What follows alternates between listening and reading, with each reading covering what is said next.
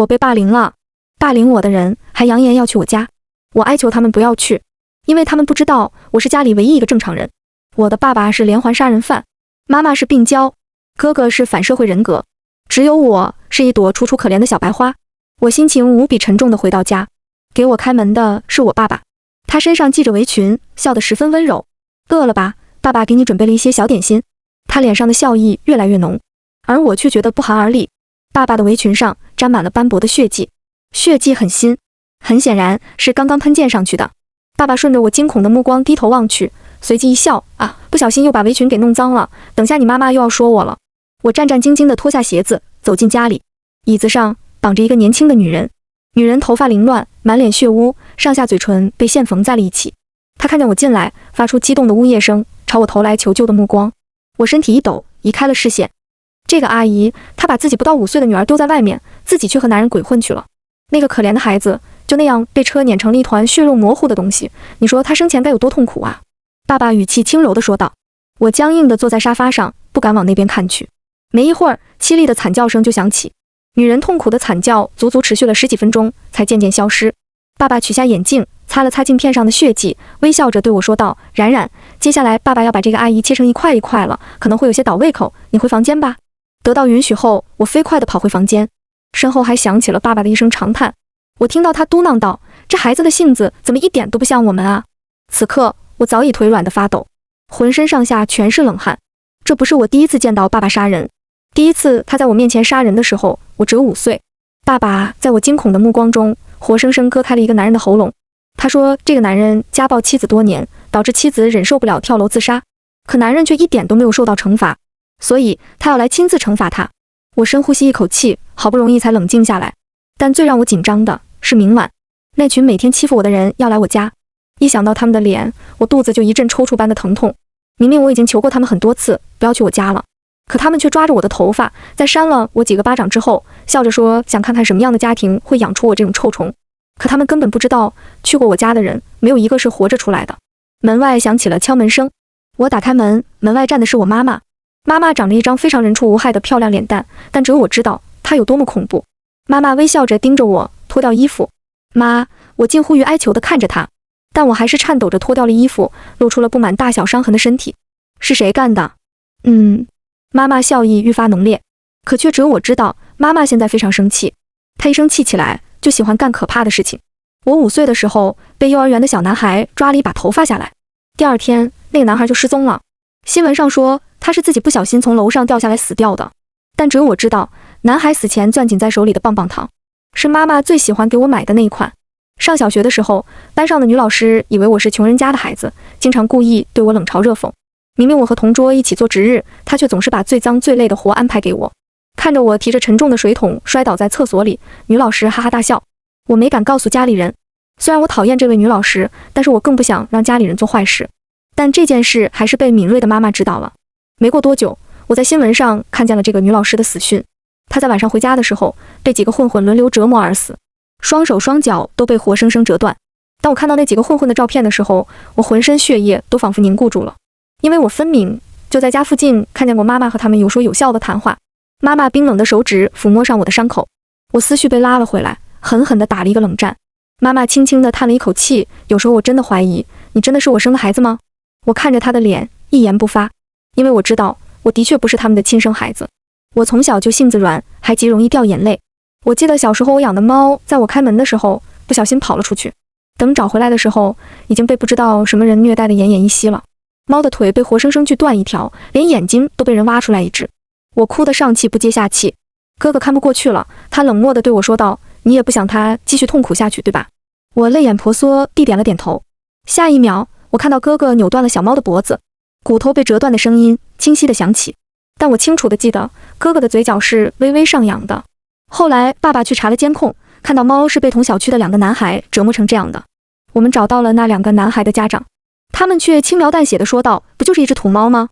多少钱我们赔你就是了。报警！别开玩笑了，我们家的孩子只有14岁，而且说实话，是你们不小心让猫跑出来的，我还没说你们的猫吓到我家孩子呢。男孩从妈妈身后探出了头，笑得嚣张又恶劣。妈，是那只猫先抓伤我们的，你们听到了吗？我还没找你们要钱呢，倒是你们先找过来了，谁知道你们养的猫有没有什么狂犬病毒啊？女人冷哼一声，我被气得眼泪吧嗒吧嗒直掉，我都看到监控里是他们故意踩住了小咪的尾巴，小咪才抓他们的。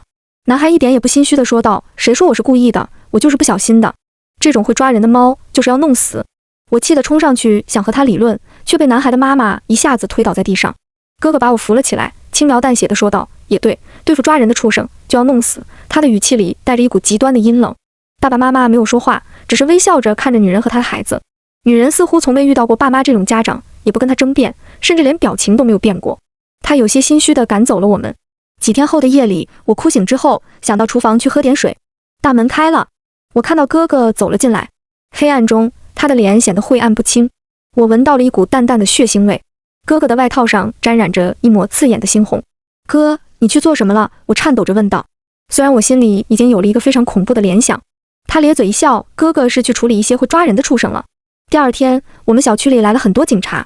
原来那2个男孩在昨晚被人活生生地剖开了肚子，里头的肠子流了一地。这就是我的家人，他们看似宠我、爱我，却让我觉得恐惧。妈妈捏了捏我的脸，在想什么呢？妈妈只是随口一说而已。你呀，是我怀胎10个月生下来的宝贝。软软，妈妈在信箱里拿到了一封信，是给你的。妈妈拿出了信封，我疑惑地打开信封，随即瞳孔一缩，整个身体痉挛了起来。里面是一张照片，照片里我像只狼狈的狗一样被人踩着肚子，那些霸凌我的人往我的头上倒胶水，他们笑得非常开心。我还记得他们说的话，母狗是不配拥有那么好看的头发的。被高跟鞋踩肚子的痛感仿佛历历在目。照片背后写着一句话，我们非常期待来软软的家里看看母狗一家的生活。末尾还画上了一个非常可爱的笑脸。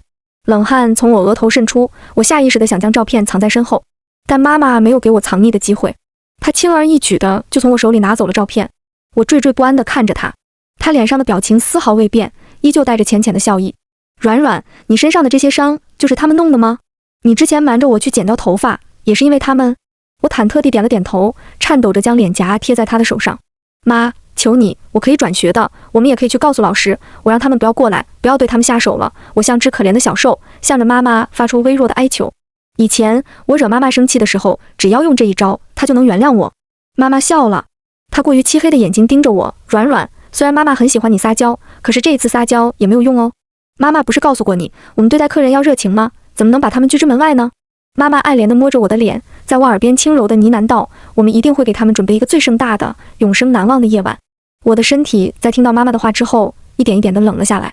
夜里，我做了一个噩梦，梦里我回到了8岁的时候。我光着脚站在客厅，客厅很黑，没有开灯，爸妈的房间虚掩着一条缝隙，微弱的光亮从里面渗出，我听到了他们谈话的声音。我好奇地抱着娃娃走了过去，不知道把这个孩子接回来到底是对还是错。你后悔了？倒也不是后悔，只是觉得这孩子这性子，以后要是不喜欢了，杀掉算了，反正咱们这花园里也不止一具尸体了。嘻嘻，一股寒意从我脚底窜至四肢。8岁的我只觉得仿佛坠入了一个冰冷的地狱。突然，房间里陷入了一片沉寂，爸妈的脸缓缓地从门内探了出来，他们露出了整齐划一的笑容，盯着我道：“偷听爸妈讲话的孩子是坏孩子哦。”我猛地惊醒过来，全身大汗淋漓。8岁时曾经无意听到的一次谈话，却成为了我的梦魇，像一股绳子缠绕在我脖颈。我不知道哪一天这个绳子会收紧。我不是他们亲生的孩子，所以我的性格和他们一点都不像。要是爸妈哪天不高兴了，我是会被杀掉的，就像爸爸杀掉的那些人一样，被割开喉咙，眼睁睁地看着自己的血喷溅而出，绝望地等待着死亡。突然，我的余光瞥见房间的门竟然虚掩着一条缝隙，我大惊。分明睡前我是把门锁死的。一个人影安安静静地站在黑暗中，我认出了那双高档精致的皮鞋轮廓。哥，我哆嗦着开口。哥哥从黑暗里走了出来，他平时工作很忙，很少回家，我几乎已经有3个月没有看到他了。他居高临下地俯视着我，俊美的脸看不出情绪。你怎么回来了，哥？我勉强挤出一个笑来。这个家里比起爸妈，其实哥哥最让我害怕，因为之前他在家的每一个晚上，我不管多少次反锁房门，都会在每天被噩梦惊醒后，看到哥哥面无表情地坐在我床边，目不转睛地盯着我。他抬手抚摸上我的耳朵，哥哥的手指很凉。我一哆嗦，忍住心里的不适感，但我没有表现出任何抗拒的表情，因为我知道我越抗拒会让他更加兴奋。妈妈打电话给我，说明天你同学会来家里玩，让我一定不要缺席。我身体渐渐僵硬，后背绷紧。我们一家人得整整齐齐地招待客人，对吗，软软？他轻笑着捏了捏我的耳朵。还有，我想你了。哥哥缓缓脱下了自己的外套，他坐在我床边，盯着我的眼神仿佛一条贪婪的毒蛇。为什么软软不能像抱着小熊玩偶一样抱着哥哥呢？哥哥的眼神漆黑无比，低沉沙哑地说道。他的声音很好听，带着独特的沙哑气质，可我只觉得全身一阵又一阵的发冷。哥，我想睡了，你可以走吗？我苍白着脸喃喃道。哥哥盯着我看了很久，最后他在我额头落下一个轻柔的吻。那晚安了，软软。他起身走出了房间，我紧紧地抓着被子，将被子拉过头顶，整个人蜷缩在里面。我知道他没有走，他只是假装要离开，因为一直有一道黏腻冰冷的视线落在我身上。等我再次醒来的时候，已经是早上了。昨晚我还是在迷糊之中睡了过去。我来到厕所，简单的洗漱了一下。镜子里的人长着一张过于柔弱苍白的脸。我深呼吸一口气，对着自己说道：今天无论如何也得阻止他们来家里。客厅的角落里多了几个黑色的垃圾袋，鼓鼓囊囊的。我甚至能闻到从那些垃圾袋里传出来的淡淡腥味。我胃里泛起了一阵恶心。不用猜也知道这里头装的是什么东西。但让我疑惑的是，垃圾袋的数量好像不太对，比之前少了很多。软软，快过来吃早餐了，爸爸专门给你做的瘦肉粥。爸爸围着围裙，笑得极其灿烂。餐桌上放着一锅热气腾腾的粥，空气里弥漫着浓烈的肉香味。哥哥穿着西装坐在餐桌前，动作优雅地捞了一碗粥。我面色发白地坐在桌子上，看着飘在粥里颜色鲜艳的过分的红色肉块。这该不会是……我脑海里产生了一个极为不好的联想。哥哥小口喝着粥，但笑着道：软软怎么不喝呢？果然年轻人的肉比老年人的好吃很多。下一刻我再也忍不住，跑到厕所干呕了起来。客厅里响起妈妈抱怨的声音：你这孩子别老跟你妹妹开玩笑，软软胆子小，你又不是不知道，这猪肉是我大早上从菜场买的。听到妈妈的话，我长舒一口气，瘫软地坐在地上，扭过头却对上哥哥含笑的眼睛。我忘记了，他最喜欢看我狼狈的样子。我拒绝了司机送我，魂不守舍地坐着公交来到学校。一进教室，那几双让我惧怕的眼睛便齐刷刷地盯着我，像是见到猎物的野兽一般。我不安地走到座位前，坐了下来。一坐下来，我就感觉不太对劲，身后响起了闷闷的笑声。我想要站起来，裙子却被死死地粘在了椅子上。突然，清脆的布料被扯破的声音响起，所有同学都扭过了头。我的裙子被扯破了，没有人笑出声，可他们看着我的眼神里带着明晃晃的嘲笑。一瞬间，我的脸色变得惨白无比。哎呀，是谁把胶水倒在软软的椅子上，害得我们软软出丑了？来，穿我的外套吧。楚思思亲昵地靠近我，温柔地把外套套在我下身。我惊慌地瑟缩了一下。杨丽，给软软换一个新的椅子。留着小平头的高壮男生爽快地应了一声，迅速给我换了椅子。但我却看到了他眼里一闪而过的恶意。好了，软软，马上要上课了，快点坐下来吧。楚思思不由分说地将我按了下来。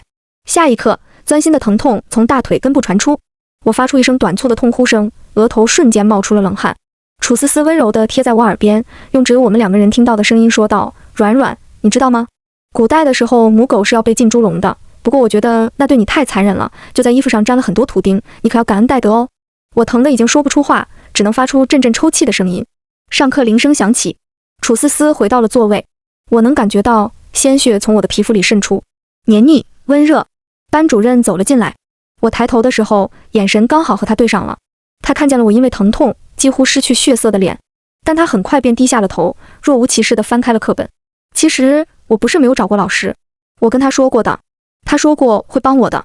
那天他还说放学后要和我好好谈谈。老师的表情很真诚，或许是我太过于急切，忽略了他微微颤抖的手和不自然的眼神。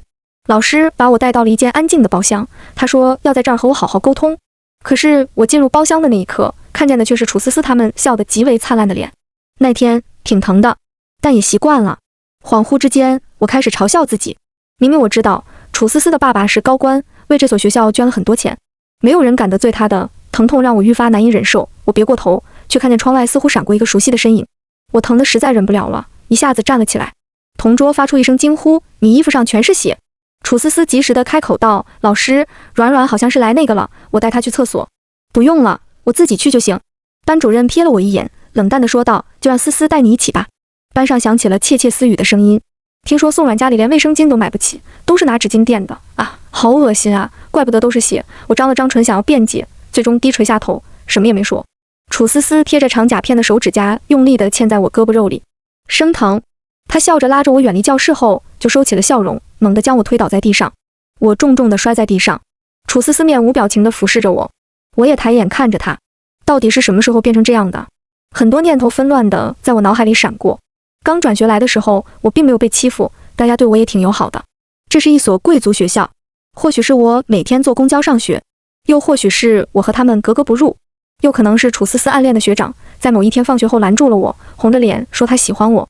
可是我分明就是为了他们好。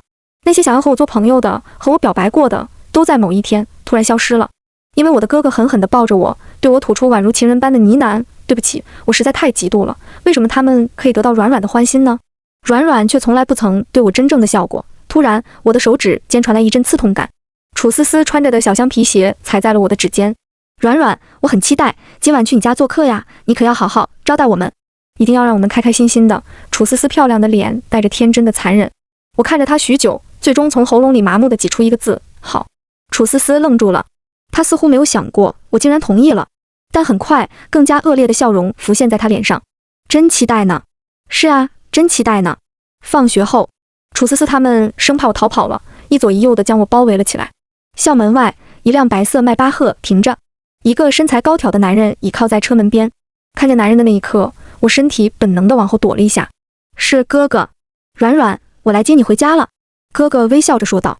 我在楚思思三人的眼里看到一闪而过的惊讶，楚思思唇边的笑意更浓了。他轻声说道：软软，你怎么没和我说过你有一个这么帅的哥哥呀？我沉默无言。楚思思非常大方地走上前，自我介绍道：哥哥好，我们是软软的好朋友，我叫楚思思，软软邀请我们今天去家里玩。哥哥挑了挑眉，笑道：非常欢迎你们。我想要坐副驾驶的时候，却被楚思思不着痕迹地推开了。软软，我有些不舒服，前面的位置宽敞点，哥哥，我可以坐前面吗？当然可以。哥哥微笑着回答道。他的眼神从楚思思的脸缓缓下移，落在了楚思思裸露在外的白皙笔直的双腿上。楚思思的脸上飞快地露出红晕。徐然推了推我的肩膀，不怀好意地说道：喂，你哥哥看上思思了吧？是的，他看上了。以我对他的了解，他刚刚分明就在想要如何肢解这双腿。你说他以后要是娶了思思，那你们就是一家人了。软软，有思思当你大嫂，你一定会很幸福。徐然趴在我耳边说道。我知道他想看我恐惧的样子，可是他错了。我扭过头，冲他自暴自弃的咧嘴一笑。徐然一愣，楚思思一屁股坐在副驾驶座上，但他很快就惊叫着弹了起来。他的大腿根部渗出了一抹血红，一枚小小的图钉扎在了他的大腿上。哥哥露出了恰到好处的惊讶和歉意。不好意思，这怎么会有一枚图钉呢？我先送你去医院吧。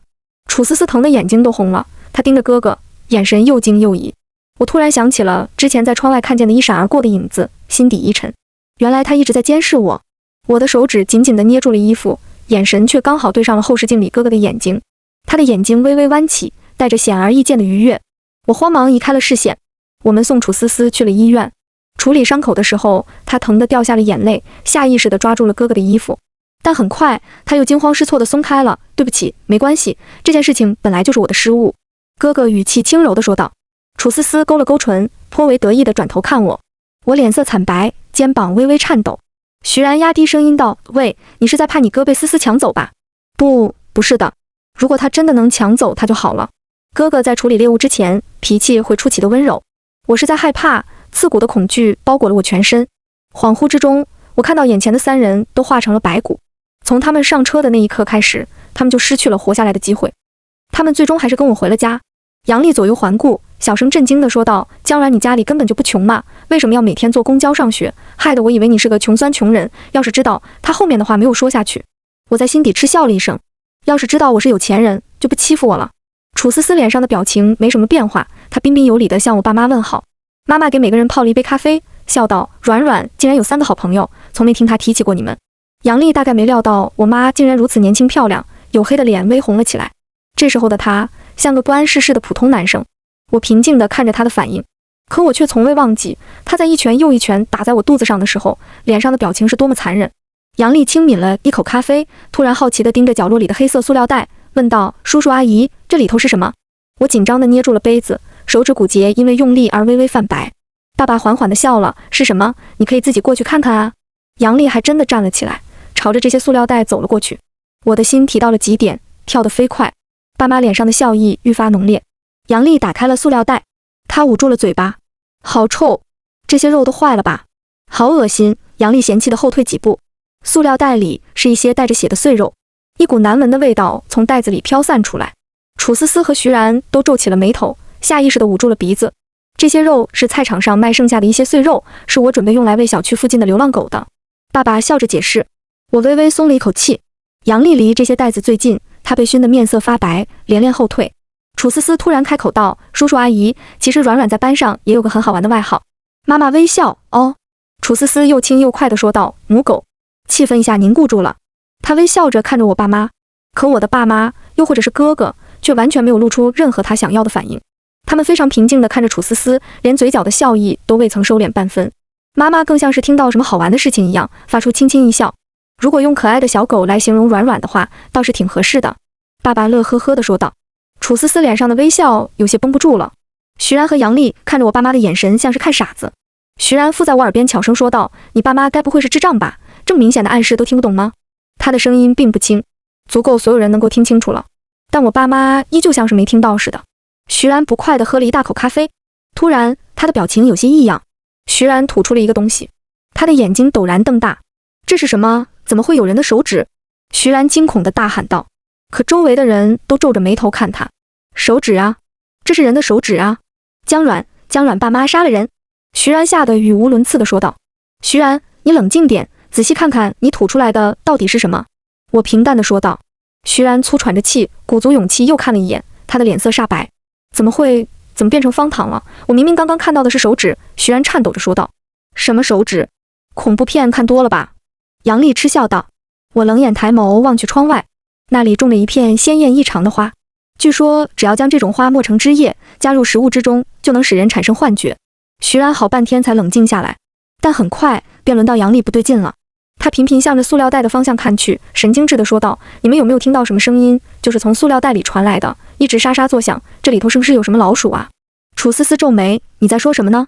你们都没听到？”杨丽一下子从沙发上跳了起来，她脸色难看，一直窸窸窣窣的，很吵。明明这么响，怎么会没听到？突然，她脸上的表情定格住了。杨丽像是看到什么极为恐怖的东西一样，喉咙里发出近乎于破碎的呜咽声。我从未见过她的脸上露出这么害怕的表情，我心里不免有些好奇，杨丽到底看到了什么？下一秒，一股腥臭的液体从她下身流出。楚思思和许可惊叫一声：“杨丽，你有病吧？”杨丽却像是没听到一样，她死死地瞪着塑料袋，爬出来了。那个女人从里头爬出来了，你们没有看到吗？爬出来了，她像疯子一样碎碎念着。而我的爸妈和哥哥脸上的笑意在此刻绽放到了最大。徐然是第一个受不了的，他哭着说要回家，这里太奇怪了，我要回家。楚思思虽然什么也没看到，但她眉头紧锁，显然也觉得有些不对劲。我们走了。她站起身，拿起包准备离开的时候，突然又死死地盯着我。不可能！楚思思的脸色以肉眼可见的速度惨白了下来，她仿佛丢了魂魄一般地看着我，嘴里喃喃道：“你明明已经死了，陈彤已经死了。”我知道，楚思思也开始产生幻觉了。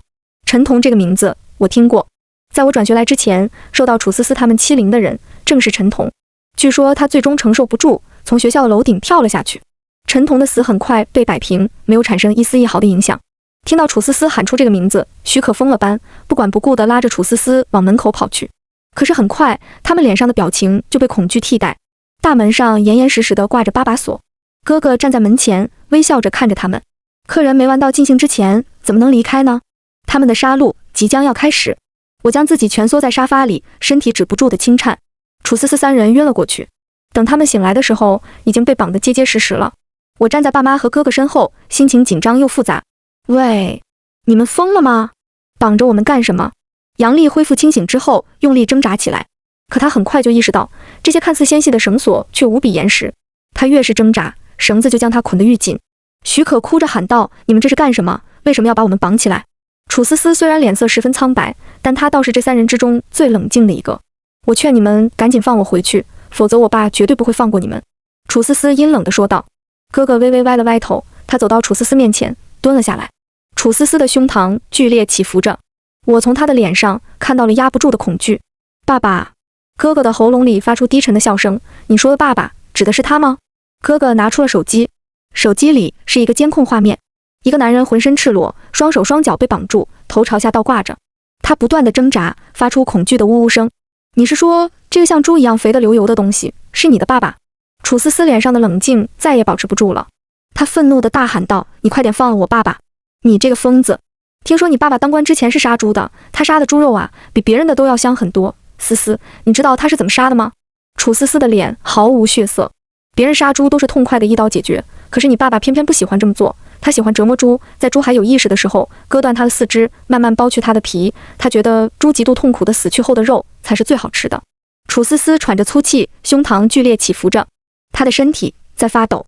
你到底想要怎么样？楚思思忍着恐惧，咬牙切齿地说道。思思，我准备给你一个机会，活下去的机会，好不好？哥哥的声音温柔到了极致。你的爸爸和你之间可以活下去一个，现在我把这个选择权交给你。徐然哭着吼道：你们想杀了我们？杀人是犯法的，你们会被判死刑。杨丽也无助地乱吼乱叫着，放他走。妈妈爱怜地抚摸着我的头，很害怕吧？真可怜，可是我们不能放走你们哦，你们欺负我家软软的时候，他一定也很害怕吧？徐然哭道：对不起，软软，你放走我吧，之后我就当什么事都没发生过，我不会欺负你了，你说什么我都听你的。那个高壮的杨丽，一只手能直接将我打得流鼻血的杨丽，此刻也对我露出了卑微的哀求的表情。我也一样，求求你了，软软，我以后给你做牛做马，我再也不当楚思思的跟班了，欺负你的主意都是他出的，不关我事啊。我怔怔地看着他们，此刻我竟然只觉得有些吵闹。爸爸慈爱地看着我，软软，你说要怎么办呢？妈妈也在此刻扭头看我，我死死捏住手心，仿佛只有疼痛能让我冷静下来。我要说什么呢？我该怎么办呢？此刻我的心脏跳得厉害。沉默良久之后，我听到自己轻声说道：由你们来决定吧。他们三人的脸在这一刻失去了最后一点血色。原来活人的脸有时候也会变得和尸体那么相似啊。哥哥，思思，我的耐心已经快耗尽了，我只给你3秒钟的时间。3、2、1。楚思思的脸上闪过痛苦和狰狞，最终她咬紧牙关，狠狠说道：我要自己活着。哥哥的脸上露出了笑容，那就如你所愿。监控视频里，男人的身下出现了一个巨大的电动锯齿轮，下一秒，伴随着男人一瞬间杀猪般的惨叫，血肉横飞，男人被活生生锯成了2半。楚思思尖叫出声，崩溃的嚎啕大哭。我静静地看着他，徐然直接吓得尿失禁了，他浑身抖得跟个筛子一样。杨丽面色惨白，恐惧的已经说不出话了。他们没有想到我的哥哥真的下手了，明明用这么残忍的方式杀死一个人，可他脸上的表情却丝毫未变。我爸已经死了，所以你可以放过我吗？哥哥，求你放了我吧，你要我为你做什么都可以。楚思思哀求道。我确实对软软做了过分的事情，我以后会改，我们还未成年，还是个孩子，我以后都听软软的，行吗？楚思思悲鸣的恳求。哥哥垂着头，怜悯地看着他，疯子说的话你也相信吗？我看过软软的日记。哥哥叹息一口气，缓缓说道。我的嘴唇嗫嚅了一下，最终什么也没有说出口。软软说他也求你们放过他，他很善良的，他不忍心看着任何一个人为他而死。明明他给了你们那么多次活下去的机会，可你还是不肯放过他。现在机会被你们用光喽。你说软软在班上的外号是什么？啊，对，是母狗。软软，哥哥让你看一下真正的母狗是什么样的，好不好？哥哥转过头，漆黑的眼睛盯着我说道。混着血腥气的记忆涌上我的心头，我的手因为极度紧张控制不住的发抖。我知道他想做什么，我猛地打了一个寒战，周遭的温度仿佛一下子变得湿冷无比。妈妈叹气道：好了，别再问软软了，你又不是不知道软软心软得很。楚思思知道哥哥不可能放过他之后，几乎用尽世上最难听恶毒的语言咒骂我们。哥哥完全不在意，反而非常认真地比划着楚思思的小腿。腿太长了，狗的腿很短吧，得锯掉很多呢。手也太长了。楚思思终于被绝望吞没。他忽然想起了上车之前，这个男人盯着他的双腿。原来那时候他就想把他做成狗。软软，接下来的场面会很血腥，我知道你一直不喜欢的。哥哥咧嘴笑了。妈妈牵住了我的手，软软，我们下楼，这些脏活就交给他们男人来就行了。江软，不要走，求求你救救我。江软，江软，你不能眼睁睁地看着我们死。对不起，对不起，我们错了，救救我们。那3个人哭得涕泪横流，嘶吼着求我救救他们。我麻木地看着昔日无比嚣张的这3张脸，我不堪重负地喃喃道：明明我都说过了，你们怎么对我也好，就是不要去我家。明明我强调过很多遍了。最后我扭过头，跟着妈妈走出了房间，门在我面前缓缓合上了。我看不见的还有他们绝望到极点的眼神，就像之前我看过的每一个被杀死的人一样。门内是惨叫声，刺耳的惨叫声，但我家做了很多隔音措施，不用担心邻居会听到。明明我已经习惯了的，可巨大的恐惧和良心上的折磨，还是让我泪流满面。我埋在妈妈的怀里，压抑地啜泣了起来。妈妈一下又一下地抚摸着我的头发，哭了良久之后，我抬头嗫嚅道：“妈，我有一天也会被你们像这样杀死吗？那天我都听到了，我不是你们亲生的。”妈妈惊讶地看着我，随后她笑了：“你是说你8岁那年听到的我和你爸说的话？傻瓜，你怎么会觉得你不是我们亲生的孩子呢？妈妈从来不会骗你，你是妈妈怀胎10月生下的宝贝啊。”那我难以置信道。妈妈微微一叹，这件事本来不想告诉你，但现在你已经长大了，也有权利知道真相。其实你的哥哥才是我们捡回来的孩子，本以为是个正常孩子，但这孩子的性子越养越像我们，不准确来说，他就是天生的反社会人格。我们担心他会对你造成不利，所以一直犹豫着要不要处理掉他。但你哥哥呀，他真的很爱你。我闷闷地嗯了一声，捏紧了妈妈的衣服。此刻楼上的惨叫声戛然而止，门缓缓被人推开了。哥哥站在2楼，我抬头对上了他的脸，那张沾满了鲜血却依旧俊美的如同神奇的脸。他却像是怕我害怕一样，慌张地去擦去脸上的血迹。可他不知道，其实我很高兴。我叫江软，我的父母都是天生的反社会人格。很不幸，我没有逃过，我也遗传了这个人格，只是我更加懂得如何隐藏自己。8岁那年，我就知道我的哥哥是爸妈捡来的。老实说，当知道真相的那一刻，我的内心是无比的庆幸。我喜欢哥哥，喜欢到想把他吃下肚子，缝进身体，永生永世不分离的那种喜欢。为了让哥哥保护我，我努力装作了一朵不谙世事的小白花。每次深夜他溜进我房间窥视我的时候，我都忍不住发抖，不是因为恐惧，而是因为兴奋。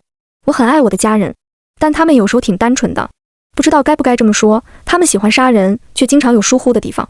哥哥杀死那2个男孩的那天，是我为他清理了现场。爸爸这么多年杀人没被抓，是我勤勤恳恳地给他擦屁股。我呀，就算过得很辛苦，要给他们不断的善后，但我还是最喜欢我的爸爸妈妈还有哥哥啦。